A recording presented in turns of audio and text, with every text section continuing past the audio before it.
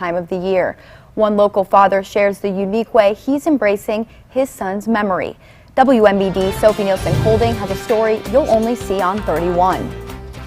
When Nick came into the room, he highlighted that room. He just brought this energy in with him because he was so loud and so rambunctious and so energetic. A child who brought so much joy to those around him is now a voice that's missing from the Rogers household. This year it seems to be bothering me a little bit more than previous years, and I think a lot of it too is Nick would be 15 this year. And this is one of the ornaments he made when he's in preschool. There's one night in 2010 that Kay Rogers won't ever forget. My oldest son came and got me and said that Nick couldn't breathe. I needed to get down and see what was going on. And so I got downstairs and Nick was trying to do a nebulizer treatment for his asthma.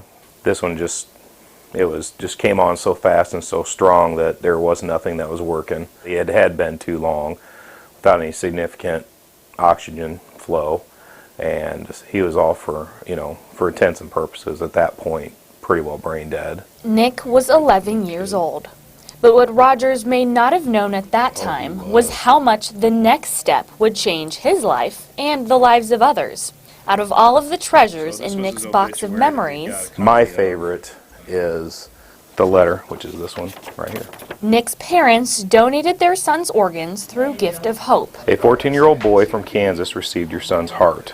The transplant was a success, and the new heart began to work right away. He is looking forward to recovering at home with his parents and two brothers. A 12-year-old boy from Minnesota received the liver. A 50-year-old woman from Texas received the left kidney. She waited 6 years for a Gift of Hope. While his family still grieves, that was from the year that we lost him, he knows there are other parents, brothers and sisters who can still hug their loved ones tight.